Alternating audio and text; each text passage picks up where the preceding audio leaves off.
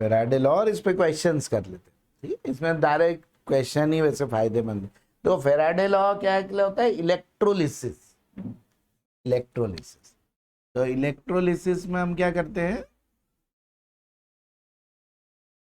कि किसी चीज को या तो है ना किसी में से निकाल डिपॉजिट कराते हैं, या गैस से तो लिबरेट होती है ना। जैसे मान लो हमको AgNO3 में से Ag चाहिए, है ना, या किसी वो सब होती है इलेक्ट्रोप्लेटिंग, किसी पे कोई सी चीज वो करना है कि जैसे गोल्ड पे मतलब सिल्वर पे गोल्ड की वो प्लेटिंग करना, है ना, या किसी पे सिल्वर की करना, कॉपर पे सिल्वर की करना, ये सब है ना।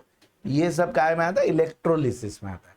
इलेक्ट्रोलिसिस में है ना हम क्या करते हैं? केमिकल रिएक्शन कराते हैं, है ना, इलेक्ट्रिसिटी से, ठीक है। तो ये क्या होता है? हमारा इलेक्ट्रोलिटिक सेल्स में आएंगे। मतलब इसमें जो कैथोड होगा वो नेगेटिव होगा, ठीक है, और एनोड पॉजिटिव, ठीक, ये ध्यान रखना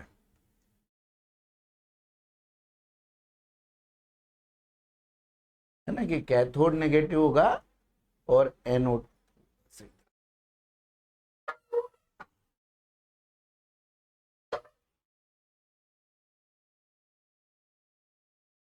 निकल, है ना। कैथोड क्या होगा? नेगेटिव और एनोड पॉजिटिव। लेकिन कैथोड पे क्या होता है? रिडक्शन, ना, रिडक्शन हमेशा कैथोड पे ही होता है, और एनोड पे हमेशा क्या होता है? ऑक्सीडेशन, ठीक है। कैथोड पे रिडक्शन होता है और एनोड पर ऑक्सीडेशन, ठीक है। तो अब कितना मास डिपॉजिट होता है किसी चीज का, या कितना मास लिबरेट होता है ना, ये हम किससे करते हैं? फैराडे लॉ से, ठीक है। फैराडे लॉ हमको ये बताते हैं कि किसी सब्सटेंस का कितना मास डिपॉजिट होगा या कितना मास उसका लिबरेट होगा, ठीक है। इसी पर बेस्ड हमको क्वेश्चन भी आता है, ठीक है। तो अब हाँ, तो फैराडे लॉ या फर्स्ट लॉ, ठीक है। बस ये स्टार्ट ही करा है फर्स्ट लॉ, कि फैराडे लॉ से हमको क्या पता चलता है कि कितना मास डिपॉजिट हुआ है या लिबरेट हुआ है। तो फर्स्ट लॉ क्या बताता है? मास ऑफ सब्सटेंस डिपॉजिटेड और liberated, mass of substance deposited और liberated at an electrode is directly proportional to charge.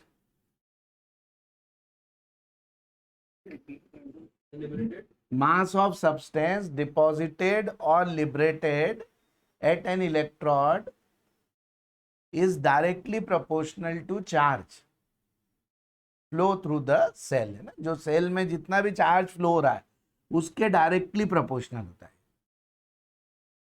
ठीक है। चार्ज को हम कैसे रिप्रेजेंट करते हैं? Q से, ठीक है। तो M is directly proportional to Q, और चार्ज इक्वल टू क्या होता है? Current in ampere into time in seconds, current in ampere and time in seconds, ठीक है। तो Q is equal to IT, Q equal to IT, ठीक है। तो if the unit of current is ampere and time in second, then Q is measured in coulomb, नहीं काय में होता है? कूलम में, ठीक है। और 1 फेराड है ना, 1 ये भी चार्ज की यूनिट है ना, फेराड या फेराडे बोल लो, ठीक है। तो 1 फेराड इक्वल टू क्या होता है? 96500 कूलम, है ना, इतना हो जाता है, ठीक है। तो और ये किसके बराबर होता है? Charge of 1 mole electrons, 1 mole electron का जो चार्ज होता है वो इतना होता है, ठीक है। उसको नाम दिया है 1 फेराड, ठीक है ना। तो ऐसे ये और 1 मोल इलेक्ट्रॉन का चार्ज इतना होता है, ठीक है, 1.6 इंटू 10⁻⁻19 इंटू एवोगेड्रो नंबर, इतना करेंगे तो ये आ जाएगा, ठीक है।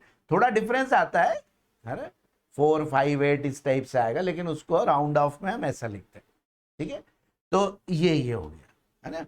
तो अब m इज इक्वल टू क्या हो जाता है, ZIT, m is equal to ZIT, Z is called, हाँ, Z कांस्टेंट होता है फॉर डिफरेंट सब्सटेंस, ही क्या होगा, अलग अलग होगा, ठीक है, ऐसे यूनिवर्सल कांस्टेंट नहीं, हर सब्सटेंस के लिए क्या होगा, डिफरेंट डिफरेंट होगा। And Z is called electrochemical equivalence, electrochemical equivalence, equivalence का थोड़ा सा रिलेशन इक्विवेलेंट वेट से भी है, ठीक है, ये जो नाम है वो उसी से ऐसा हुआ, इक्विवेलेंट वेट से, है ना। Z is called electrochemical equivalence. तो किसी सब्सटेंस के लिए, है ना, इसकी वैल्यू क्या होगी, देखो, यदि हम 1 एम्पियर करंट पास करें 1 सेकेंड के लिए, तो Z इक्वल टू क्या हो जाएगा, m हो जाएगा, है ना।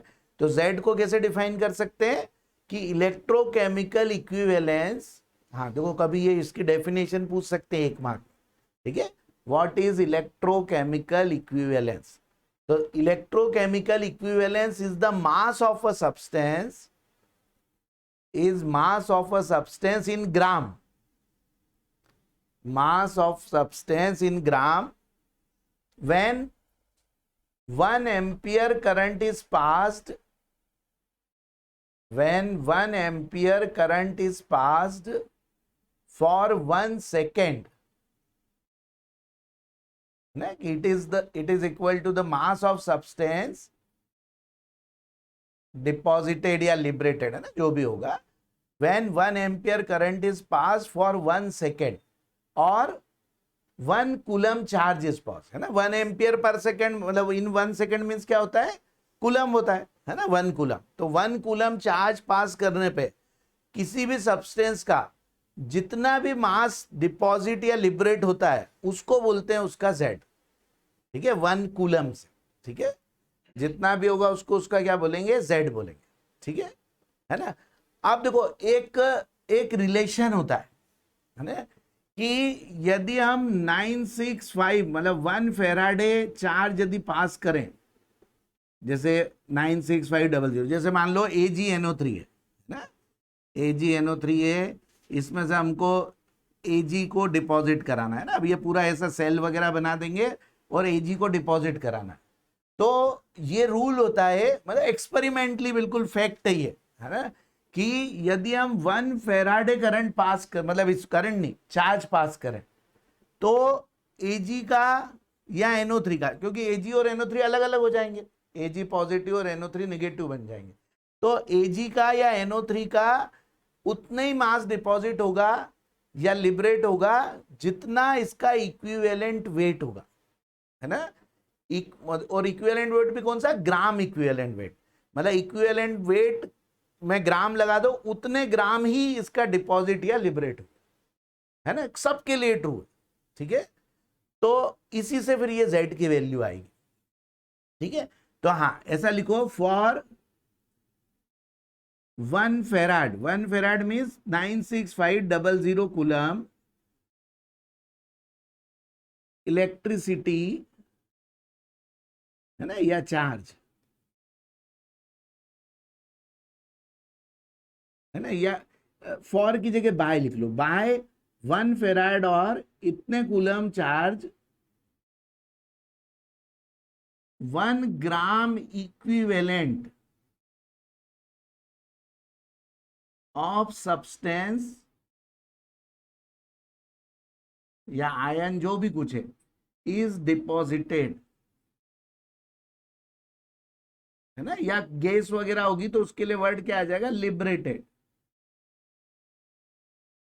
ठीक है। इतना होता है 1 ग्राम इक्विवेलेंट के बराबर। 1 ग्राम इक्विवेलेंट मतलब इक्विवेलेंट वेट के आगे ग्राम लगा, है ना, उसको बोलते हैं। जैसे सिल्वर का ग्राम इक्विवेलेंट वेट होता है 108 ग्राम, ठीक है।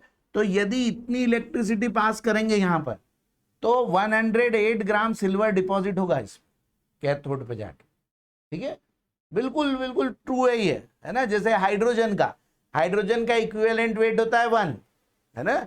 तो 1 ग्राम हाइड्रोजन लिबरेट होगी यहां पे यदि इलेक्ट्रोलिसिस हम करेंगे और इतना चार्ज पास करें तो 1 ग्राम हाइड्रोजन ही रिलीज होगी।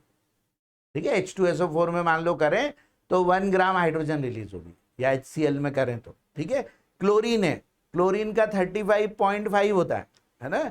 तो 35.5 ग्राम क्लोरीन लिबरेट होगी। ठीक है, इतने पर, है ना। जिसका भी जितना होता है उतना होगा। ठीक है, तो अब देखो इतने से कितना होता है उनके इक्विवेलेंट वेट के बराबर या ग्राम इक्विवेलेंट वेट के बराबर। तो 1 कूलम से कितना होगा, जो भी उनका gram equivalent weight divided by 96500, है ना, इतना होगा ना कि by 1 coulomb electricity this much amount is deposited या लिबरेटेड, है ना, कि कितना ग्राम इक्विवेलेंट वेट अपॉन 96500। ठीक है ना। अब ग्राम इक्विवेलेंट वेट को कैसे निकालते हैं कि जैसे Ag है, Zn है, हमें जिनके काम में आएंगे उनके जनरली एटॉमिक वेट का यूज करना है हमको। एटॉमिक वेट और जो उसका चार्ज होगा वैलेंसी, है ना, या फिर ऑक्सीडेशन स्टेट होगा। तो एटॉमिक वेट या मोलर मास बोल लो, मोलर मास को यदि चार्ज से डिवाइड कर दो तो क्या आ जाता है, हमारा इक्विवेलेंट वेट आ जाता है। तो देखो अब 1 कूलम से जो भी डिपॉजिट या लिबरेट होता है उसको हम क्या बोलते हैं, Z बोलते हैं। तो देखो ये Z का हमारा फॉर्मूला आ गया। Z इज इक्वल टू क्या हो जाएगा, ग्राम इक्विवेलेंट वेट अपॉन ये, और ग्राम इक्विवेलेंट वेट क्या होता है, molar mass divided by n factor या ऑक्सीडेशन स्टेट। हमें जो काम पड़ेगा उसमें ऑक्सीडेशन स्टेट से काम हो जाएगा, है ना, into 96500। This is the value of Z। ऐसे हमको Z की वैल्यू मिलेगी। ठीक है, क्योंकि Z वही होता है जो 1 कूलम से लिबरेट या डिपॉजिट होता है। ठीक है, अब हम 4-5 की जो हमें पूछते हैं उनकी Z हम ऐसे निकाल के रख लेते हैं। ठीक है, तो बस वो वही यूज करना है। तो यदि कभी प्रॉब्लम भी आए तो उसको याद ही कर लेना, है ना। जैसे सिल्वर, तो सिल्वर के लिए अभी कितना बोला था, 108। अब देखो अब जैसे हमको क्वेश्चन आया कि AgNO3 में से कितना सिल्वर डिपॉजिट होगा, ऐसा क्वेश्चन आएगा, है ना। तो सिल्वर AgNO3 में सिल्वर पे चार्ज क्या होगा, +1, है ना। NO3 का -1 होता है तो Ag का हो जाएगा +1। तो ऑक्सीडेशन स्टेट तो क्या हो गई 1, है ना। और मोलर मास इसका कितना होता है, मतलब मोलर मास बता, एटॉमिक वेट Ag का कितना होता है 108। तो Z फॉर Ag, है ना, Ag के लिए Z कितना हो जाएगा 108 अपॉन 96500, ये Ag के लिए हो गया। ठीक है, ऐसे हम कुछ कुछ के लिए लिख के रख लेते हैं।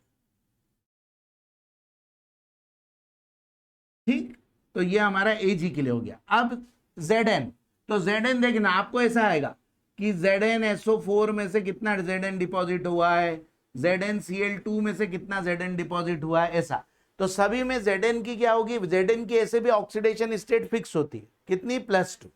ठीक है, तो इसके लिए Z कितना हो जाएगा, Z फॉर जिंक, है ना, कितना हो जाएगा कि इसका मोलर मास कितना होता है 65 और ऑक्सीडेशन स्टेट 2 इंटू 96500। ठीक है, काफी इजी हो जाता है, ये आ जाएगा। ठीक है, किसी में भी Zn का आ जाए, सब में यही रहेगा, है ना, Zn का यही रहेगा फिक्स एकदम। ठीक है, क्योंकि Zn हमेशा +2 ही शो करता है। ठीक है, और हमें जितने भी, मैंने अभी तक जितने पेपर देखे हैं पिछले 12-15 साल में, किसी में भी Zn तो खैर +2 ही आया, बाकी के भी ये जो जितने हैं, कॉपर ये भी हमेशा +2 वाला ही आया है ना, निकल ये भी हमेशा +2 वाला ही आया। ठीक है, कोई में आया ही नहीं किसी और वाला, है ना, तो इसलिए हमको शायद वैसे ही आएगा जैसा आते रहे। ठीक है, तो अब देखो कॉपर का कितना हो जाएगा, Z फॉर कॉपर, है ना, वो कितना हो जाएगा, कॉपर का होता है 63.5 अपॉन 2 इंटू 96500। अभी हम एनसीईआरटी क्वेश्चंस भी करेंगे। निकल का कितना हो जाएगा? निकल का होता है 58 अपॉन 2 इंटू 96500। ठीक है, ये जेड की वैल्यू हो गई। अब एल्यूमिनियम की तो आपको सबको पता ही होना चाहिए, हमेशा +3 ही होता है, इसके अलावा कुछ होता ही नहीं। तो जिंक फॉर एल्यूमिनियम कितना हो जाएगा? एल्यूमिनियम का होता है 27 अपॉन 3 इंटू 96500। ठीक है, तो देखो ये कुछ जो कॉमन थे, है ना, जिनके पूछते हैं हमें, उनके हमने लिख लिए, है ना। अब इसके अलावा जैसे वैसे तो इधर बोर्ड्स में नहीं आता, एक हाइड्रोजन का भी लिख लो, है ना, 1/96500, है ना, क्योंकि हाइड्रोजन +1 होता है ना, तो 1/96500।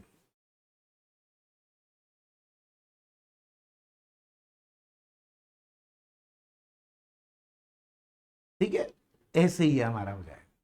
ठीक, ये काय में? कूलम में। यदि फेराडे में हो तो बस ये 96500 की जगह भी बना जाए, है ना। फेराडे में पूछा हो तो 96500 की जगह बना जाए। ठीक है, बाकी सब ऐसा का वैसे। ठीक, अब देखो, अब हम करते हैं इस पे कुछ क्वेश्चन।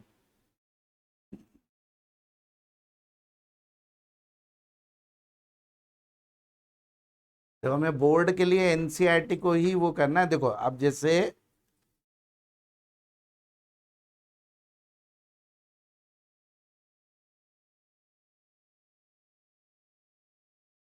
हाँ, देखो ये क्वेश्चन नंबर 15 है ना, एक्सरसाइज में, मतलब 3.15।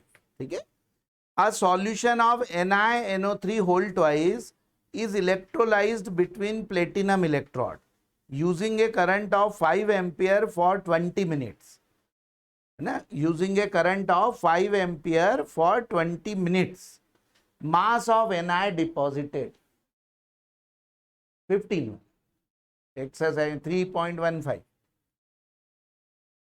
ठीक है, तो देखो अब हमारा क्या हो गया?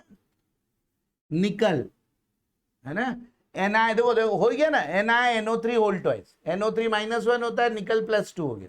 ठीक है, ये आएंगे +2 वाला ही आएगा निकल का।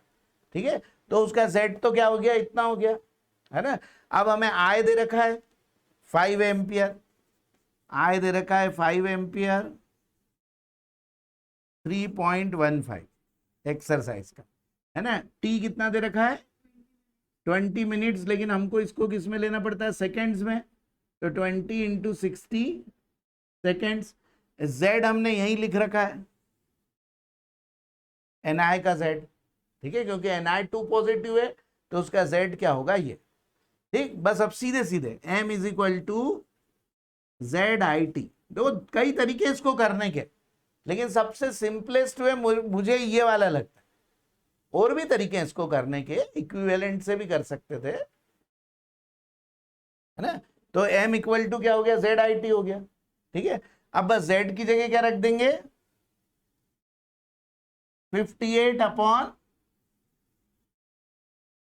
हाँ, बस ये लिख रख दो, और I5 है, और ये 20 इंटू 60 रख दो। आंसर क्या में आएगा? ग्राम, है ना। इतना ग्राम हमारा क्या हो जाएगा? आंसर हो जाएगा।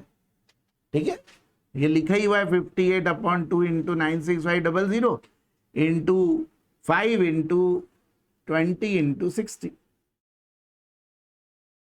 ये सॉल्व हो जाएगा। इतने ग्राम, ठीक है, इतने ग्राम निकल डिपॉजिट होगा यदि हमने NiNO3 से 5 एम्पियर करंट 20 मिनट के लिए पास कर। ठीक है,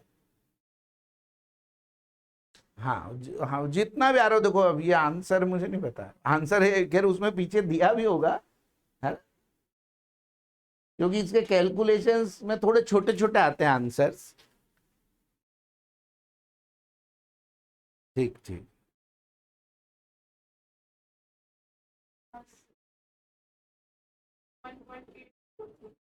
हो सकता है कुछ डेसिमल की गलती हुई होगी, क्योंकि क्या ये 96500 है ना, तो आंसर छोटे ही आएंगे, ज्यादा बड़े आंसर आएंगे नहीं, क्योंकि इससे डिवाइड होगा तो कम हो जाएगा। ठीक है, जो भी आए वो डिफरेंट चीज। अब देखो 3.13,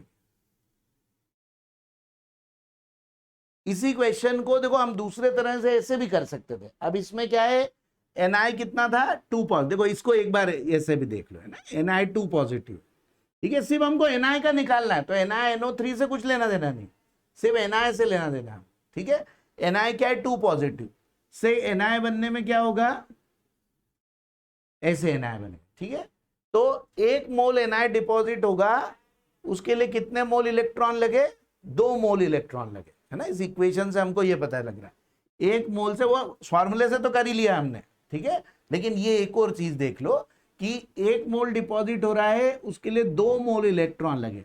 2 मोल इलेक्ट्रॉन का मतलब होता है 2 फेराडे, है ना, कि क्या मतलब होता है 2 फेराडे, तो मतलब 2 इंटू 96500 कूलम से कितना Na डिपॉजिट होगा, 1 मोल, मतलब 58 ग्राम डिपॉजिट होगा, ठीक है। ये इस इक्वेशन से पता लग गया। अब हम Q निकाल लें, Q इज इक्वल टू क्या होता है IT।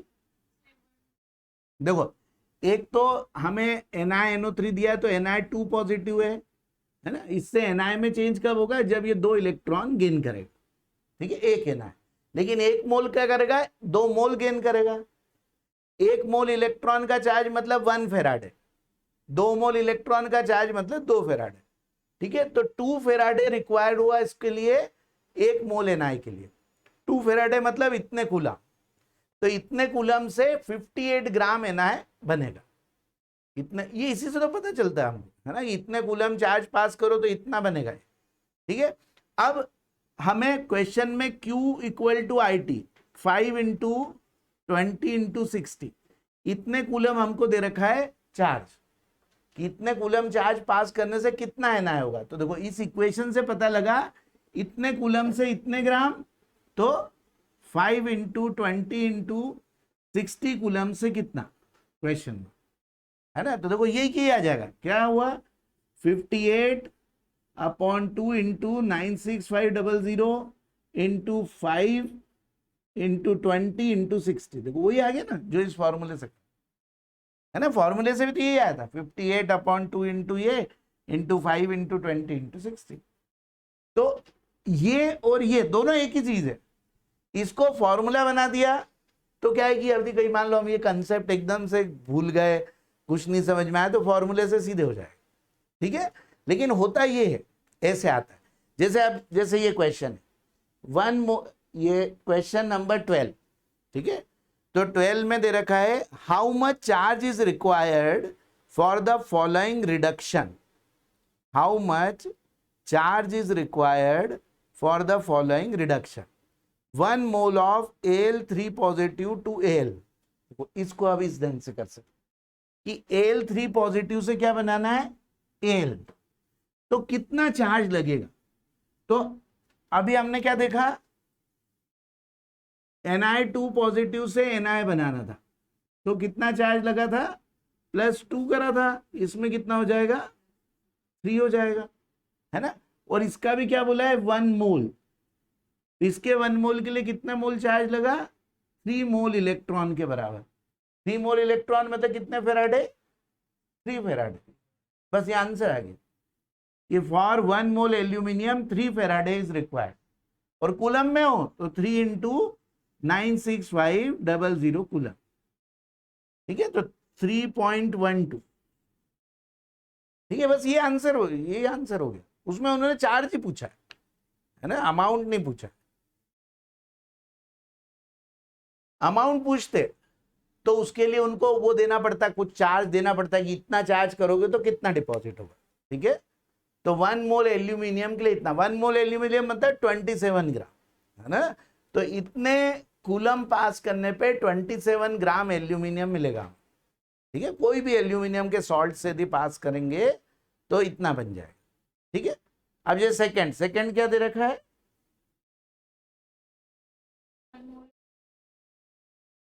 Cu 2+ से Cu, ये वो Na जैसे ही हो गया, कितने फेराडे हो गया 2 फेराडे हो गया, है ना, Cu2 पॉजिटिव से Cu, तो 2 फेराडे हो गया। 1 मोल ही करना है तो 2 फेराडे, यदि मान लो इसी क्वेश्चन में बोल देते हाफ मोल ऑफ Cu, तो इससे तो कितना पता चला, 1 मोल का। इसके लिए कितने फेराडे लगे, 2, तो हाफ मोल के लिए कितने लगेंगे, 1 फेराडे, है ना। सीधे सीधे यूनिटरी मेथड से वो भी आ जाएगा। या इसी की जगह देखो एक क्वेश्चन ऐसा लिखो, how much electricity is required, how much electricity, electricity मतलब charge, how much electricity is required to deposit 9 gram of aluminium, 9 gram of aluminium from AlCl3, है ना। AlCl3 है हमारे पास, इससे 9 ग्राम हमको एल्यूमिनियम डिपॉजिट कराना, ठीक है, 9 ग्राम। तो कितनी इलेक्ट्रिसिटी लगेगी, तो देखो AlCl3, Cl का -1 होता है, दो एल्यूमिनियम तो ऐसा है जिसका फिक्स ही है ना, +3 होगा, ठीक है। तो यहाँ पे एल्यूमिनियम क्या है, +3 है, तो Al बनने के लिए कितने मोल इलेक्ट्रॉन लगे, 3 मोल इलेक्ट्रॉन लगे, मतलब 3 फेराडे लगा। कितने एल्यूमिनियम के लिए, 1 मोल एल्यूमिनियम के लिए, है ना। 1 मोल के लिए 3 फेराडे, 1 मोल एल्यूमिनियम में कितने ग्राम होते हैं, 27 ग्राम। उसका जो भी एटॉमिक वेट हो उतने ग्राम 1 मोल में, ठीक है। 1 मोल का मतलब होता है मोलर मास, मोलर मास मतलब जो भी एटॉमिक वेट हो उतना ग्राम, ठीक है। तो 27 ग्राम के लिए कितने लगा, 3 फेराडे, तो 9 ग्राम के लिए कितना लगेगा, 1 फेराडे। कितना लगे, 1 फेराडे लगेगा ना। अरे हाँ, 27 ग्राम के लिए 3 फेराडे, तो 9 ग्राम के लिए 1 फेराडे, 3 अपॉन, है ना, ठीक है। तो 1 फेराडे मतलब 96500 कूलम। इतनी इलेक्ट्रिसिटी पास करो तो 9 ग्राम हमको एल्यूमिनियम मिल जाएगा, ठीक है। देखो ऐसे ये ऐसे क्वेश्चंस भी आ सकते हैं, ठीक है। दे ही रखा है नीचे, जो सेकंड क्वेश्चन है शायद उसमें ऐसा दे रखा है, ये 3.13, 20 gram of calcium from CaCl2, ये 20 ग्राम कैल्शियम डिपॉजिट करना है CaCl2 से, 20 ग्राम कैल्शियम, तो कितना चार्ज लगेगा, कितना होगा, हाँ अच्छे से कर लो ना, इसे जल्दबाजी नहीं, मैं जल्दी भी बोल रहा हूँ ना, आप लोग अच्छे से उसको कर लो, ये बिल्कुल इसको थोड़ा समझ लो कि बस कैसे करना है, कुछ भी नहीं इनमें, फॉर्मूले से भी हो जाएंगे ये सब, लेकिन फॉर्मूले से ज्यादा इजी पढ़ते हैं जब ऐसे क्वेश्चन होते हैं, तो इससे ज्यादा इजी पढ़ते हैं। अब CaCl2, CaCl2 से Ca करना है, तो CaCl2 में Ca कितना है, 2 पॉजिटिव, है ना। Cl का -1 होता है ना, 2 Cl है, तो इसके लिए इसका क्या होगा, +2 होगा, ठीक है। तो Ca2 पॉजिटिव, Ca2 पॉजिटिव से Ca का 1 मोल बनने के लिए कितने मोल लगे, 2 मोल इलेक्ट्रॉन लगे, है ना, 1 मोल Ca के लिए। Ca का कितना होता है एटॉमिक वेट, 40, तो 1 मोल Ca मतलब 40 ग्राम Ca, तो 40 ग्राम Ca के लिए कितना लगा, 2 फेराडे, 2 मोल इलेक्ट्रॉन मतलब 2 फेराडे, तो 20 ग्राम Ca के लिए कितना लगेगा, आधा, है ना, तो कितना हो जाएगा, 1, है ना, क्या हो जाएगा, 1 फेराड, मतलब इतना ही आ गया, 96500 कुल, ठीक है। देखो ऐसे करना ये क्वेश्चंस, कभी भी ऐसा है तो, ठीक है। तो 20 ग्राम कैल्शियम के लिए कितना हो गया, इतना हो गया, हाँ वो थर्ड वाला भी करते हैं, ठीक है। थर्ड वाला क्या है, चलो ये वाला, ये 20 ग्राम वाला ये आ गया समझ में अच्छे से, है ना, ऐसे करेंगे। हाँ अब 3.12 का third, 1 mole of MnO4 negative to Mn2 positive, क्योंकि देखो आप लोग एनसीईआरटी के सब सॉल्व कर लो, बोर्ड में अच्छे नंबर लाने का सबसे बढ़िया तरीका यही है, और इससे मेंस में भी थोड़े ठीक से नंबर आ जाएंगे, थोड़ी और मेहनत कर ली तो और ज्यादा है, ठीक है। तो ये MnO4 निगेटिव से Mn2 पॉजिटिव, तो अब इसमें MnO4 निगेटिव में Mn की ऑक्सीडेशन स्टेट क्या है, ये निकालना पड़ेगा, ठीक है। ओ की क्या होती है, -2 होती है, ठीक है। तो mn की क्या हो जाएगी, x मान ली, -2 इंटू ओ का 4 इज इक्वल टू -1, जो भी चार्ज है उससे इक्वेट कर देंगे। तो कितना आ गया, x इज इक्वल टू +7, है ना, कितना आ गया, +7। मतलब यहाँ mn कितने में है, +7 में, और उससे कितना चेंज हो रहा है, +2। कितने इलेक्ट्रॉन इसको लगे, 5 इलेक्ट्रॉन, तो +5 इलेक्ट्रॉन। तो देखो 1 मोल Mn2 पॉजिटिव बनने के लिए 5 मोल इलेक्ट्रॉन, 5 मोल इलेक्ट्रॉन मतलब 5 फेराडे, आंसर आ गया 5 फेराडे। बस उनका डिफरेंस इन ऑक्सीडेशन स्टेट निकालना है ना, ऑक्सीडेशन स्टेट में क्या डिफरेंस, वो निकाल लिया, अपने आप ही हो जाए। ऐसे ही करो, ऐसे करो, ये एनसीईआरटी में तो ऐसे ही दे रखे हैं, फॉर्मूले का यूज उन्होंने नहीं करा है, ऐसे करा हुआ, ठीक है। लेकिन देखो क्या था, वाला जो क्वेश्चन था उसमें फॉर्मूले से ज्यादा इजी था, तो जहां हमें जो गलत गलत वो कोई वो भी नहीं कर सकता है ना, क्योंकि बिल्कुल वो भी बिल्कुल एकदम वही चीज है, जो एक को इस तरह से यूनिटरी से करा हुआ है, उसको हमने फॉर्मूला लिख लिया, है ना। तो जैसा भी मतलब वो हो उस ढंग से हम उसको यूज कर सकते हैं, ठीक है। इस टाइप के क्वेश्चन आए तो इसको किससे करना है, ऐसे करके कर, ठीक है ना। फॉर्मूले में मास निकालना है तो फॉर्मूले से कर, है ना, कि ये मास है, इतना करंट है, इतना वो है, तो फॉर्मूले से कर, ठीक है। तो ऐसे करके हम इसको फाइंड आउट कर सकते हैं, ठीक। तो ये हमारा क्या हो गया, फैराडे लॉ, है ना। अब क्या होता है, इसमें एक और टाइप का क्वेश्चन है, ये वाला, कौन सा, 3.16 वाला, ठीक है। तो उसको इससे भी हो जाएगा, लेकिन इससे भी और थोड़ा सा इजी तरीके से उसको कर सकते हैं, है ना। उसको बोलते हैं हम Faraday second law of electrolysis, कि यदि हमने same amount of electricity pass की, हाँ ऐसा लिखो, Faraday second law, if same amount of electricity is passed, second law, if same amount of electricity is passed through more than one electrolyte, या cell भी बोल सकते हैं, electrolytic cell, if same amount of electricity is passed through more than one electrolyte, then mass of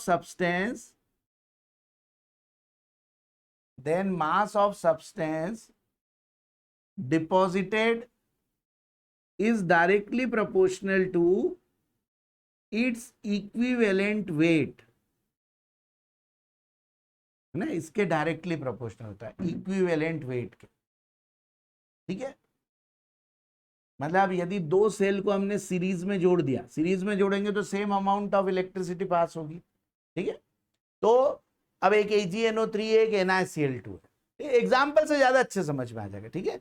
तो Ag का जो मास deposit होगा वो Ag के इक्विवेलेंट वेट के प्रोपोर्शनल होगा, Na का Na के इक्विवेलेंट वेट के प्रोपोर्शनल। तो इससे ही आ जाएगा, mass of Ag upon mass of Na is equal to equivalent weight of Ag upon equivalent weight of Na, ठीक है।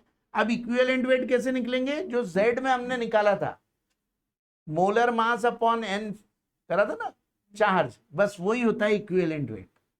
मतलब क्या हो जाएगा, इसका molar mass upon oxidation state of first into oxidation state of second upon molar mass of second, ऐसा। जैसे silver का क्या है, +1, निकल का क्या है, +2, तो ये हो जाएगा mass of Ag upon mass of Na is equal to molar mass of Ag 108 upon oxidation state 1 into oxidation state of Na 2 upon molar mass of Na 58, ऐसे हो जाए, ठीक है। अब इसमें भी सभी की आपको ऑक्सीडेशन स्टेट पता है, कॉपर, जिंक, निकल, इनकी सबकी +2 आई, सिल्वर की +1 है ना, एल्यूमिनियम की +3। इन्हीं 4-5 में से हमेशा पूछते हैं, है ना, ठीक है, हमेशा इन्हीं 4-5 में से पूछते हैं, ठीक है। तो इसलिए हमको ऐसा भी नहीं कि कोई ज्यादा प्रॉब्लम क्रिएट होगी। अब ये वाला क्वेश्चन कर लो एक बार, क्वेश्चन 16 वाला 3.16। 3 electrolytic cell ABC containing solution of ZnSO4, AgNO3 and CuSO4 respectively are connected in series। तो सीरीज में कनेक्ट करा है, इसका मतलब वो क्या हो गया, सेम अमाउंट ऑफ इलेक्ट्रिसिटी जा रही है तीनों, ठीक है। तो इसका मतलब हमारा ये लॉ लग सकता है ना।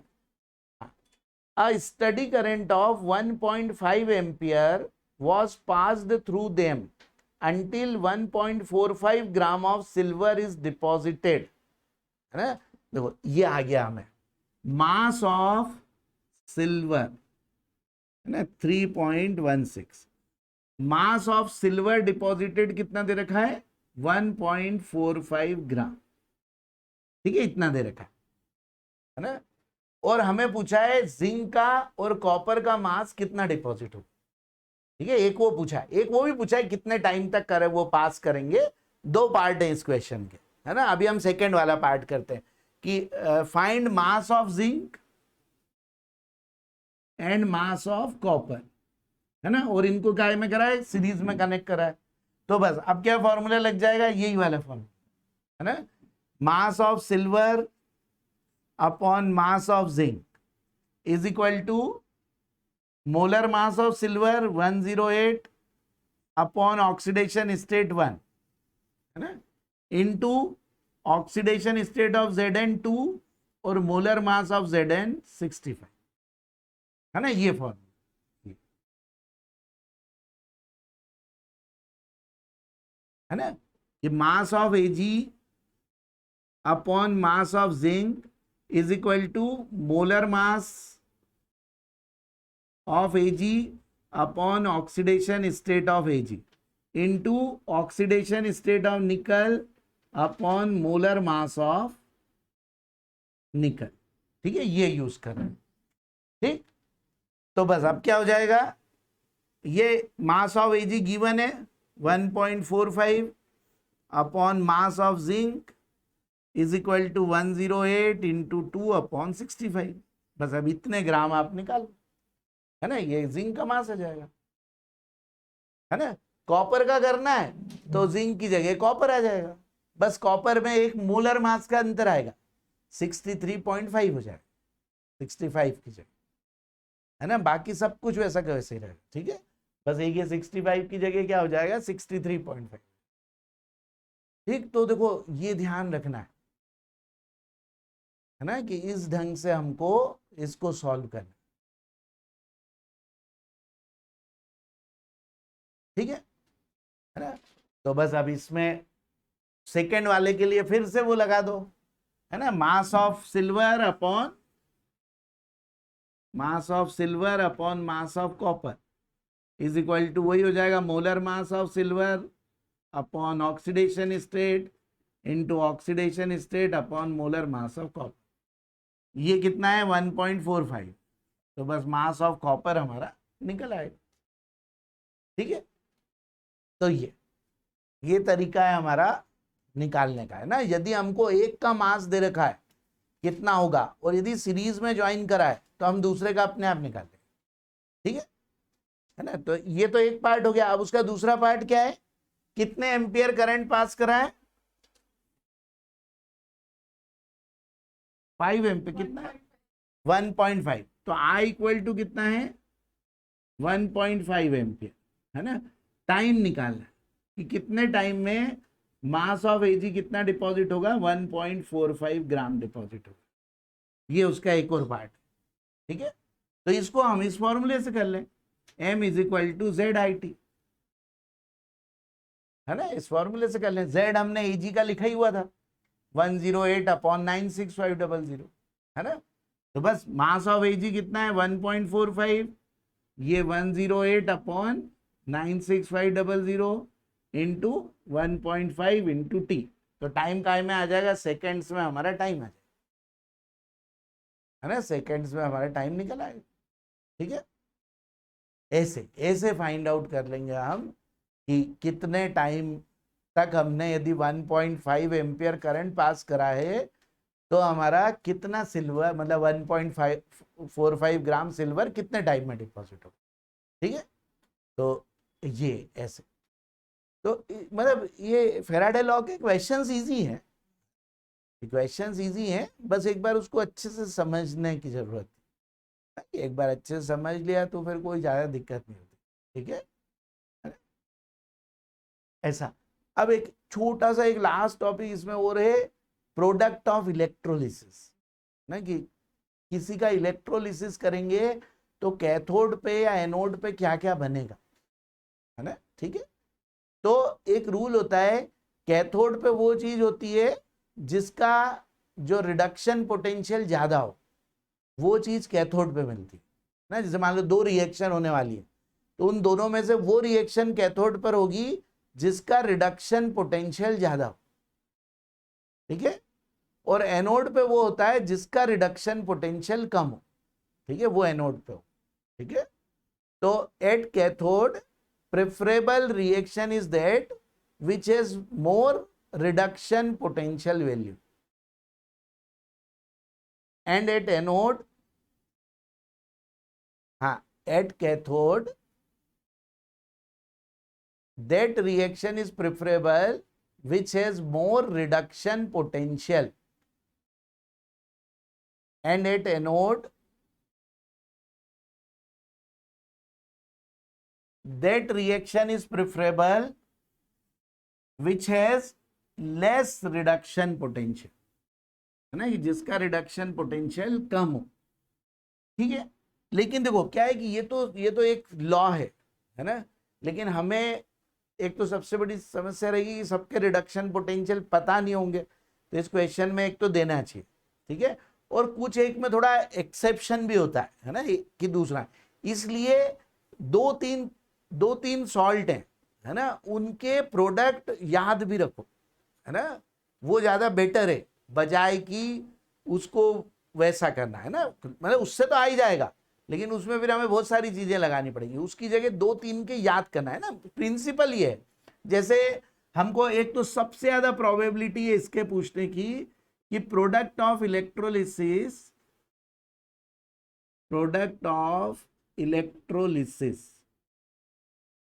when aqueous NaCl is electrolyzed using platinum electrode, ना कि प्लेटिनम इलेक्ट्रोड लगाया है और एक्वस NaCl को हमने इलेक्ट्रोलिसिस करे, है ना। प्लेटिनम क्या होता है, इनर्ट इलेक्ट्रोड होता है, तो वो इलेक्ट्रोड की खुद की कोई रिएक्शन नहीं होगी। ठीक है, जो भी रिएक्शन होगी वो सब इनकी होगी। ठीक है, अब इसको एक को थोड़ा सा अच्छे से समझते हैं। एट कैथोड, अब कैथोड पे क्या है, कैथोड निगेटिव होता है इलेक्ट्रोलिसिस, है ना, तो उस पे हमेशा पॉजिटिव वाली चीज जाएगी। तो NaCl में पॉजिटिव कौन सा है, Na पॉजिटिव, है ना। तो क्या होगा, Na पॉजिटिव जो होगा वो कैथोड पे जाके Na बन सकता है ना। एक तो ये रिएक्शन होगी, लेकिन एक पॉजिटिव किससे निकलेगा, वाटर से भी, हाइड्रोजन H पॉजिटिव। तो H पॉजिटिव जो होगा वो क्या बनाएगा, H2 बनाएगा, है ना। ये हाफ हाफ कर लो, हाफ H पॉजिटिव हाफ ही निगेटिव, या 2-2 कर लो इधर, चलो 2-2, है ना, तो ये बनेगा। ठीक है, अब इन दोनों में से जिसका रिडक्शन पोटेंशियल ज्यादा होगा वो मिलेगा, है ना।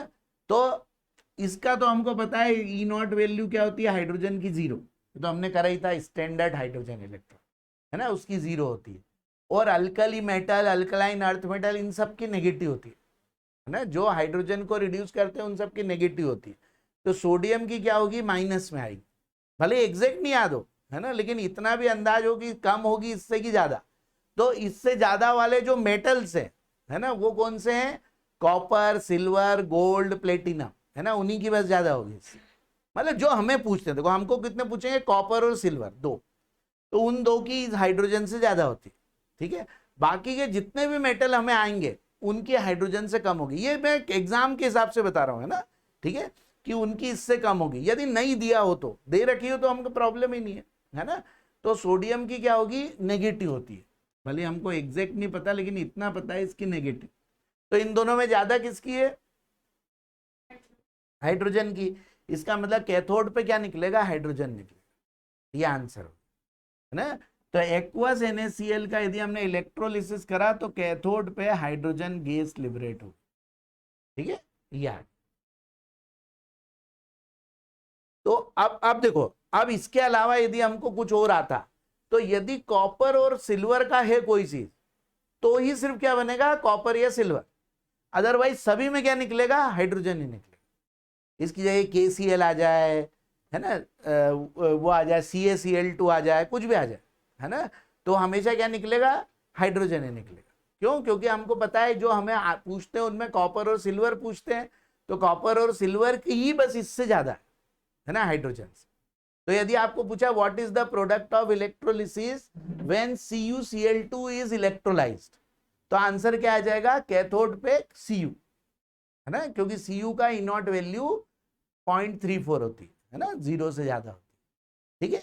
What is the product of electrolysis when AgNO3 is electrolysed, तो क्या आ जाएगा, सिल्वर, है ना, एक्वस AgNO3, क्योंकि उसकी भी हाइड्रोजन से ज्यादा होती है, ठीक है। तो देखो हमारे ये कैथोड का काम तो हो गया, है ना, कि सिल्वर और कॉपर को छोड़ के बाकी में हाइड्रोजन आंसर आएगा।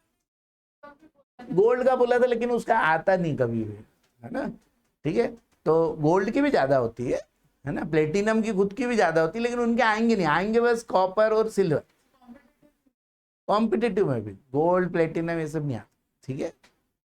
तो ये और बाकी की ये सब आएंगे, सोडियम पोटेशियम कैल्शियम, इन सब के, मैग्नीशियम, तो इन सब में हमेशा हाइड्रोजन ही निकलेगा, है ना। हाँ, यदि हमने एक्वस नहीं लिया, सिर्फ NaCl को ही करा इलेक्ट्रोलाइज, कैसा, मोल्टन को, तो फिर एक ही रिएक्शन होगी Na वाली, कोई है ही नहीं उसके साथ कंपटीशन, वो ऐसा आएगा। What is the product of electrolysis when molten NaCl is electrolyse, aqueous नहीं आएगा वर्ड उसमें, है ना। एक्वस आ गया तो हाइड्रोजन आएगा, है ना।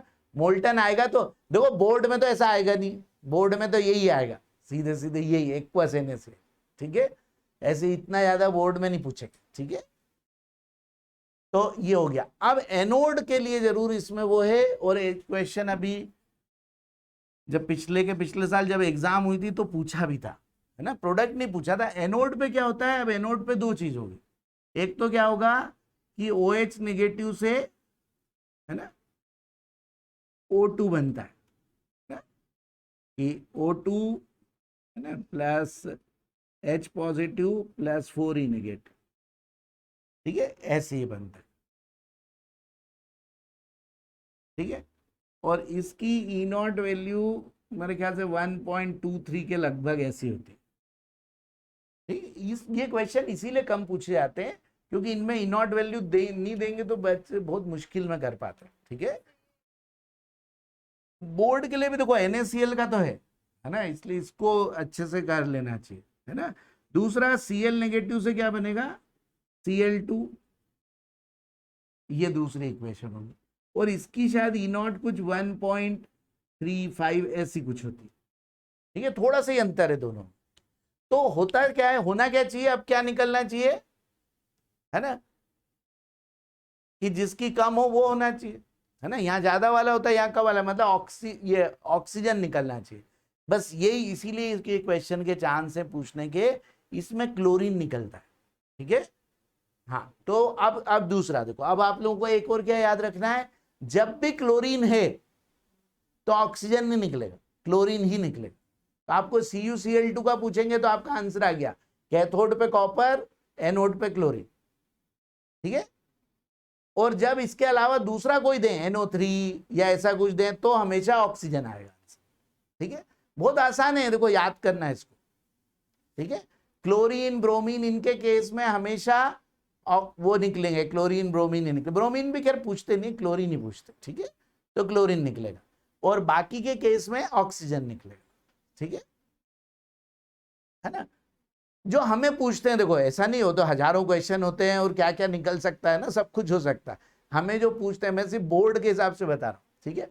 अब इतना हो गया है ना। अब ये क्वेश्चन पूछेंगे, why chlorine is liberated, why chlorine is liberated in place of oxygen, why chlorine is liberated in place of oxygen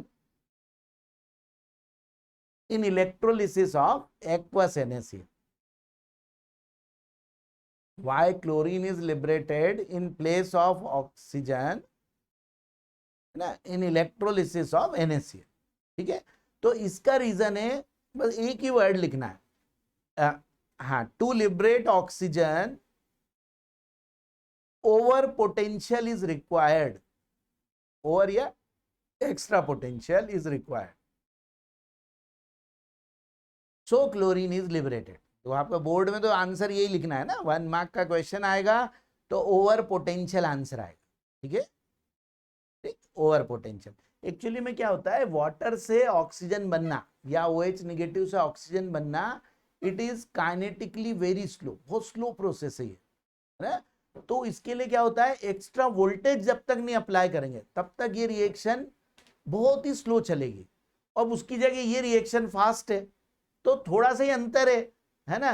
तो एक्स्ट्रा वोल्टेज नहीं अप्लाई करने पर भी ये हो जाएगा उसकी जगह, इसलिए ये ज्यादा तेजी से होने के कारण ये हो जाता है बजाय कि उसके, ठीक है।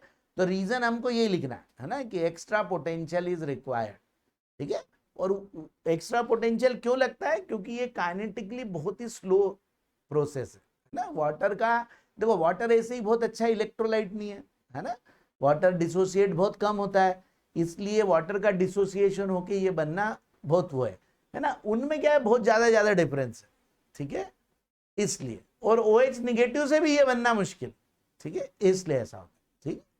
तो ये है ना कि ओवर पोटेंशियल, तो इसका आंसर हमेशा ये लिखना है ना। ये आया है पिछले साल, तो एग्जाम नहीं हुई, उसके पिछले साल आया है ना यही क्वेश्चन, ठीक है, कि why chlorine in place of oxygen, why chlorine is liberated, ठीक है। तो देखो अब इसके अलावा यदि आपको ऐसा है, what is the product of electrolysis when AgNO3 is electrolysed, है ना, aqueous AgNO3 is electrolysed using platinum electrode. तो क्या लिखोगे, कैथोड पे क्या बनेगा, AgNO3 में Ag बनेगा, ठीक है। कॉपर और Ag में Ag और कॉपर है ना, वो बनेंगे हाइड्रोजन में, तो Ag आ गया। और अब यहाँ पे क्या है, NO3 है, क्लोरीन फ्लोरीन वो है क्या, क्लोरीन ब्रोमीन, तो आंसर क्या आ जाएगा, ऑक्सीजन। तो ये नोड पे ऑक्सीजन, ठीक है। तो ये आपके आंसर होंगे, 1 मार्क का आएगा क्वेश्चन, तो बस आंसर ही लिख लेना पर्याप्त होगा, है ना, रीजन वगैरह की जरूरत नहीं, ठीक है। और वो आपको रीजन भी पता है क्या, कि कैथोड पे वो होता है जिसका E0 ज्यादा होता है, एनोड पे वो होता है जिसका E0 कम होता है ना, तो वो रीजन भी पता है। और E0 वैल्यू वो खुद दे देंगे, तब तो ऐसे ही हो जाएगा क्वेश्चन, ठीक है, ऐसे। अब मान लो ये आया, what is the product of electrolysis when aqueous CuCl2 is electrolysed using platinum electrode, तब क्या होगा,